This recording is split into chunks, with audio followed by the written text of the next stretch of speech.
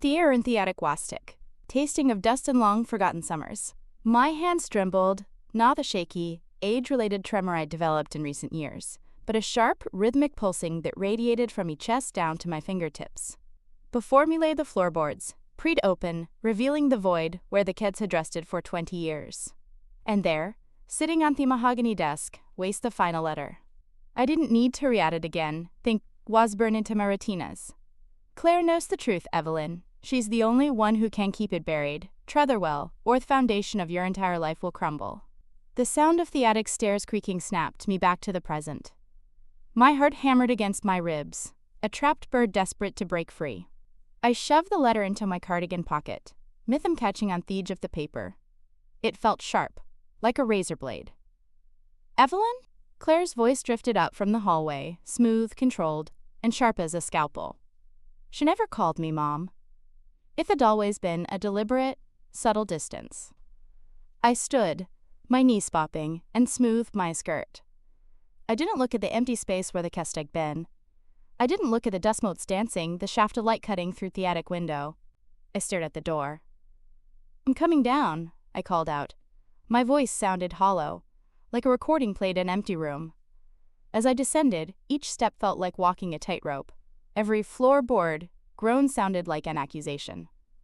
I reached the landing and saw her standing in the foyer, silhouetted by the afternoon sun.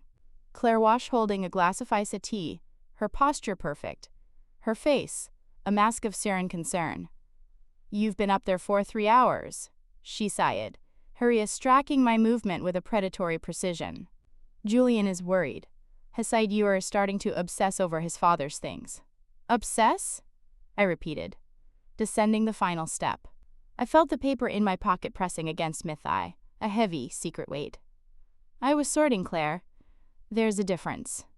She walked toward me, her heels clicking rhythmically on the hardwood. Chest up and chest away. She smelled like expensive perfume and his own, a storm waiting to break.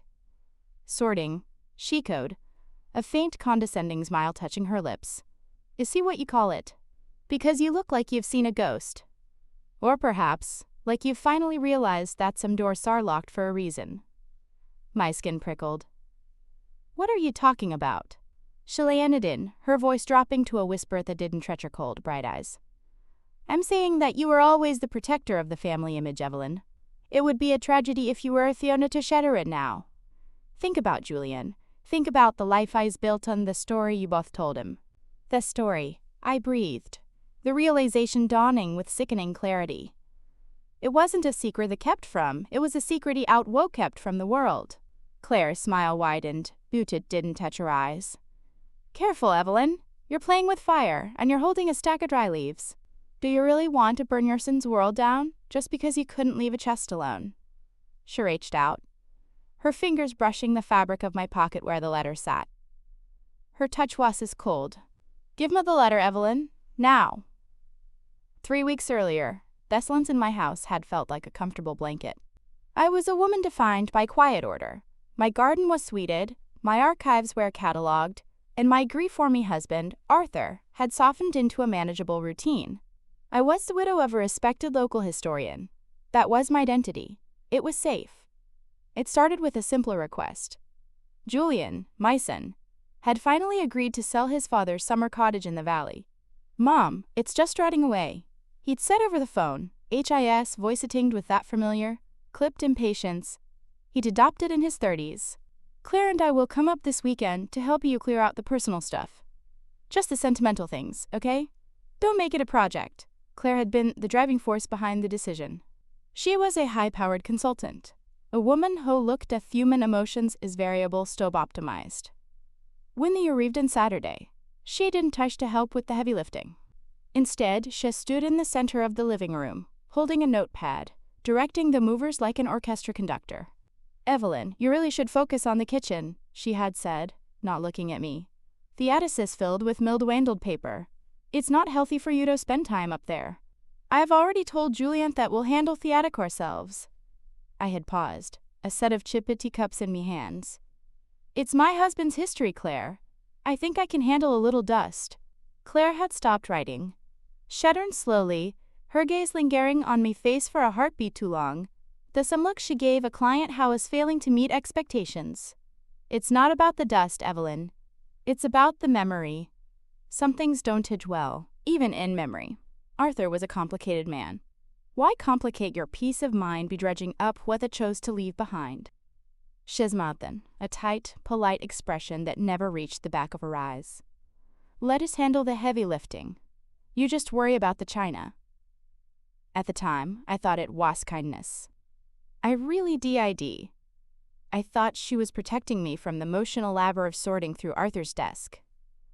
I spent the afternoon wrapping plates in tissue paper, listening to the muffled thuds from above. I heard their voice drifting down. Julian's deep, frustrated tones and Claire's sharp, rhythmic interjections. It's not in the desk, Julian, Claire said, her voice carrying through the floorboards. Check the secondary compartment, the one behind the cedar lining. Why would he head it there? Julian asked. Because Hick knew you would look in the desk. I didn't know you'd look for the person who Julie understood his mind. I froze. The person who checking about herself. Not me. Not the wife of 35 years. I climbed the stairs, slowly, my breath catching in hin prot, and peeked through the cracked door. Fiatic wasdom, lettenly by, a single bare bulb. Julian was in his knees. His shun trembling a shepriadat, a false panel in the wall. Claire stood behind him, her hands resting on his shoulders, her fingers digging in, anchoring him. They weren't just clearing a house. They were searching for something specific, something dangerous. Found it, Julian whispered. He pulled out the cedar kist. It wasn't dusty. It had been cleaned recently. Claire leaned it down, her face pale in the low light. Good, now, give me the key. I retreated into the shadows off the hallway, my heart hammering. My legs felt weak, like they might buckle at any second. I leaned against the doorframe, trying to steady my breathing, when I heard the distinct click of the chest lock. My God, Julian breathed. His voice broke. She never knew? Mom never had any idea? She never suspected a thing. Claire replied, her voice cold and triumphant. She's been living a lie for 20 years, Julian. And as long as you keep the secret, you'll never have to worry about the inheritance or the family reputation. We control the narrative now. I didn't wait harderest. I stumbled back down the stairs, every nerve ending in me body screaming. I had gone upstairs to help my children clear out the past, and I had returned having discovered that my present was a manufactured stage, and I was the only actor who didn't know the script. That night, the house felt like a stranger's home. Every shadow in the hallway seemed to stretch toward me, whispering that I didn't know this was as well as I thought. Julian and Claire had stayed in the guest room, their voice shushed, a rhythmic murmur that filtered through the ceiling. I sat in my study, the house is still that the ticking of the grandfather clock sounded like gunfire. I couldn't sleep. My mind was a carouselous pair of fragments. The way Arthurus did disappear to his study for hours and weekends. The way he would suddenly pull away when I reached for his sand. The way Claire had stared at me that afternoon, like a predator who had just realized the prey was watching back. I needed to know, not just what was infatuous, but why they thought they had the right to keep it from me. I crept back to the attic. The floorboards were silent this time, as if the house itself were holding its breath form. I moved with a desperate, clumsy precision, avoiding the squeaky board near the vent. They had taken the chest, but they hadn't been thorough. They were arrogant. They assumed a woman my age wouldn't look twice at the trash they had piled in the corner. I started digging through a box of discarded blueprints and old financial ledgers, Arthur's work. My fingers brushed against a small, leather-bound notebook tucked inside a stack of architectural drafts. It wasn't Arthur's handwriting. It was Claire's. I opened at it, the page smelling of stale coffee and ink. It was a diary, but not the emotional kind. It was a log. June 14th. Evelyn is distracted by the garden. Arthur's health is declining. I mentioned the letters again. I have to make sure he doesn't leave them where she can find them. She's too fragile for the truth. August 2nd. Julian is hesitating. He wants to tell her. I reminded him that if the truth comes out, the foundation funding will be pulled. We'll lose the house, the firm, and our standing in the community. She'll love his image of her perfect family more than the truth. She'll never leave if she thinks it's all she has left. I dropped the book. My vision blurred, hotter stinging my eyes. But I forced myself to blink them away. It wasn't just about money. It was about my life, my role, my social standing, my entire existence being used as a bargaining chip by my own daughter-in-law. They didn't view me as a person. They viewed me as an asset, a placeholder in a life they had already decided to dismantle. I heard the floorboards groan downstairs. Footsteps. Someone was coming up. Panic surged, cold and jagged. I didn't have time to put the book back. I shoved it under my sweater, against my skin, the leather feeling like a brand. I scrambled toward the crawl space, squeezing into the tight, dark gap behind the insulation. The attic door creaked open. The beam off, a flashlight cut through the darkness, sweeping across the floor, over the boxes, and finally, stopping exactly where I had been standing. Shatters, Julian's voice whispered. It was thin, frayed at the edges. Claire, shatters. The box of blueprints is disturbed. Don't be paranoid. Claire's voice was harp, impatient. She's asleep. She's 62. Julian, not a spy. She's probably downstairs in the kitchen, nursing a glass of wine and feeling sorry for herself. I don't like this, Julian said. I heard the sound of him pacing, his boots thudding against the wood. If she finds out the nature of the letters, if she knows what Dad actually spent that money on, she won't just be sad. She'll be dangerous. She won't find out. Claire countered. She walked toward the crawl space. I stopped breathing. My heart was a drum and thessalence of my ribcage. Her shoes were inches from a hiding spot. I've burned the copies. As soon as tomorrow, we're selling this place. She'll be in a condo in Thessaly, and we'll have the capital to expand the firm. She'll never know the difference. I stared at her through the narrow crack in the wall, my knuckles white, the notebook pressing into my ribs. I wasn't just a mother to them. I was a target. And for the first time in my life, I wasn't going to play the role they had written for me. The next morning, the house felt charged with a static electricity that made the hair in my arm stand up. I walked into the kitchen, wearing my mask of calm, though underneath my heart was a frantic bird trapped in a cage. Claire was at the stove, pouring coffee, while Julian sat at the table, staring at a tablet. Good morning, I said, my voice steady. I pulled out a chair and sat down, carefully positioning myself. Hoodstone notebook remained hidden in the deep pocket of my cardigan. Claire turned, her smile practiced and thin. Good morning, Evelyn. You look tired. Did you sleep well? I had a restless night. I lied, meeting her eyes. They were like polished glass, reflecting nothing. I kept thinking about Arthur. About all the things she never got to say. Julian looked up, his jaw tightening. Mom, we talked about this. Don't let yourself get lost in the past. It's unhealthy. Is it? I reached into my pocket, my fingers brushing the leather of the notebook. I found something in the attic last night, Julian. A few notes.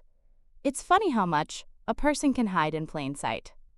The kitchen went dead silent. The hum off the refrigerator seemed tore in years.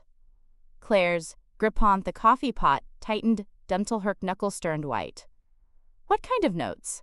Claire asked, her tone carefully neutral. Financial loans, I said, sliding the notebook onto the table. I didn't pin it. I just let it sit there like a ticking bomb. Things about the architecture firm. About accounts I never knew existed. About money that didn't go into our savings. Julian's face drained of color. He looked at Claire, a flash of pure pennies in his eyes. Mom, you shouldn't have been snooping, Julian stammered, his bravado crumbling. That's private business. Things we are handling for you. Handling form? I stood up, the chair scraping sharply against the floor. I wasn't the grieving widow anymore. The fog had lifted, and for the first time, I saw them for what they were. Opportunists. You were liquidating my husband's legacy to fund your own expansion. You weren't protecting me from the truth. You were protecting your own bank account from the consequences of Arthur's choices. Claire stepped toward me, her voice dropping into that terrifying, calm register. Evelyn, sit down.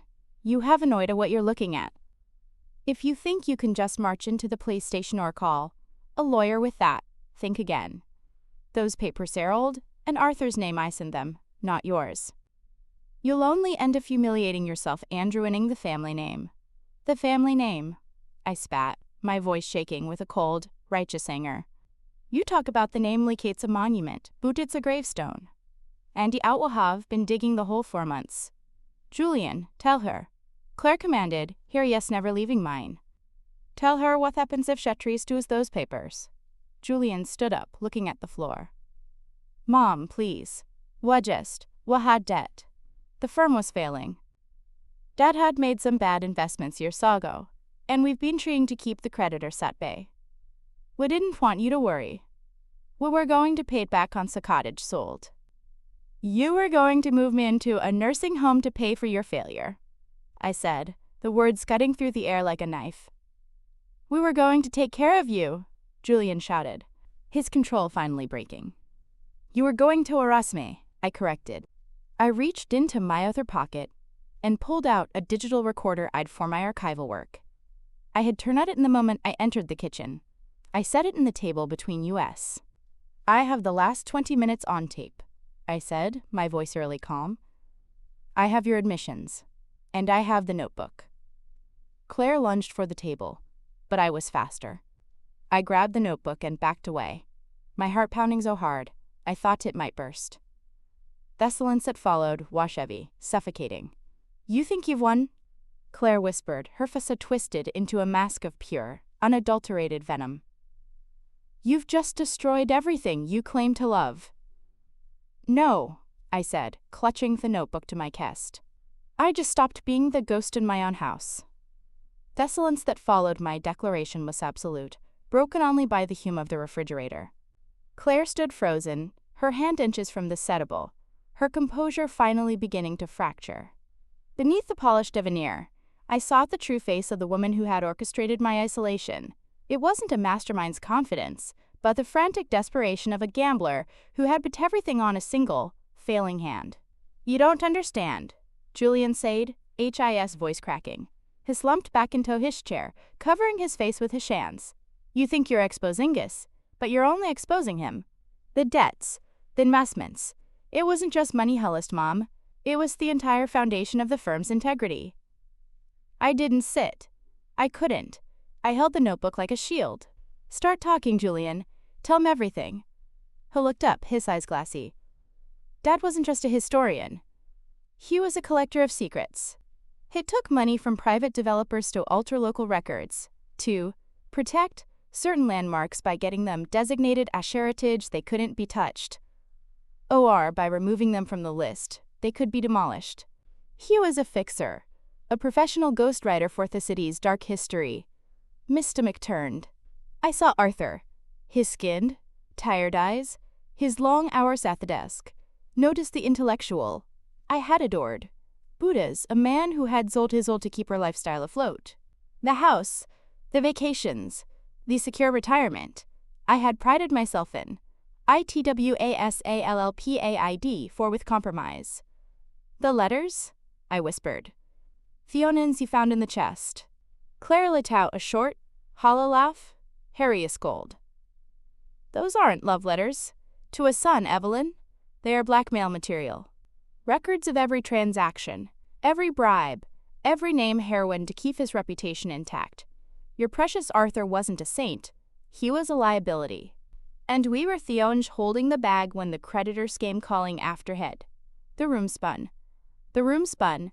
The image of the perfect family didn't just crack. It shattered into 1,000 jagged pieces.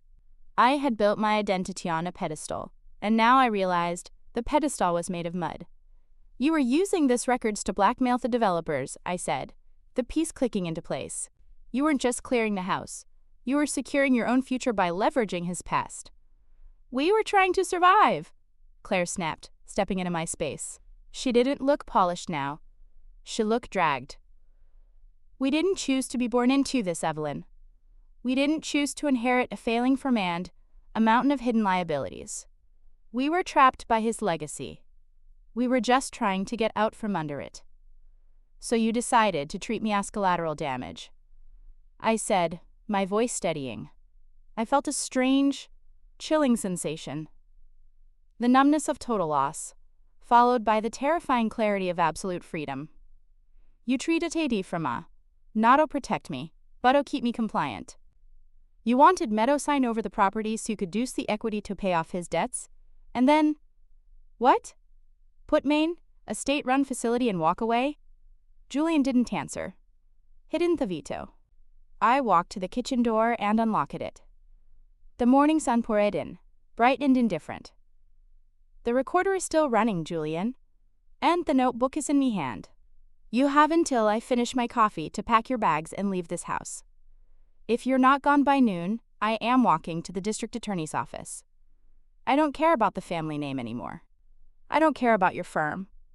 I only care about the fact that for 20 years, you have looked at me and seen nothing but a pawn. Claire's face paled, then flushed a deep, ugly red. You'll destroy us. You'll destroy your son. He already destroyed himself, I said, turning my back on them. I'm just the one finally turning on the lights. The house didn't feel quiet after they left. It felt hollow. I watched from the living room window as Julian's car pulled out of the gravel driveway. Claire hadn't even looked back. She had spent the last hour trying to negotiate, switching from threats to tears, but I had stayed in the kitchen, nursing my cold coffee, watching the seconds tick by on the wall clock. When the clock struck 12, I had simply pointed to the door. They were gone. The silence that filled the room wasn't the heavy, suffocating silence of a secret keeper. It was the light, expansive silence of a blank page. I walked back up to the attic. The dust was still there, but it no longer felt like a grave. I reached into their afters and pulled out the cedar kist. I didn't pen it. I didn't need to read Arthur's admissions ever again. I walked to the fireplace in the living room, struck a match, and watched 20 years of manufactured history curled into gray ribbons of smoke. Think, the bribes, the heritage designations. It all vanished, leaving nothing but clean, white ash. I had spent my life as an archivist, curating the past, preserving memories, and keeping the perfect family history intact. I realized now that I had been the curator of a museum of lies. My phone buzzed on the mantel. It was a message from Julian. I'm sorry, Mom. We're in a hotel. We don't have the funds to cover the debt without the house. We're ruined. I stared at the screen. A year ago, this message would have sent me into a panic. I would have sold my own soul to rescue him. But now, as I looked at the fire, I felt a detached, cold clarity. He was a grown man who had spent years manipulating his own mother. Being ruined was not the end of the world. It was the beginning of reality. I typed a reply. You have your health and your education.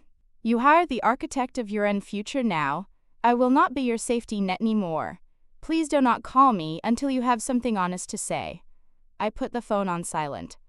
I walked out to the garden. The weeds had indeed grown, as Claire had once pointed out with disdain. I knelt in the dirt, my hands sinking into the cool, damp earth. It was messy, it was unkempt, and it was entirely, wonderfully mine. I wasn't a victim, and I wasn't a martyr. I was a woman of 62 who had finally woken up. The house would be sold, yes, but not to pay for Julian's mistakes. It would be sold so I could move to a small apartment near the coast, where the ardent smell of old secrets and a zone. I picked up a trowel and started pulling the weeds. My fingers were dirty, my back ached, and my heart felt light. Thinner, perhaps, but finally, truly, my own. I had lost a son, a daughter-in-law, and a husband I never really knew.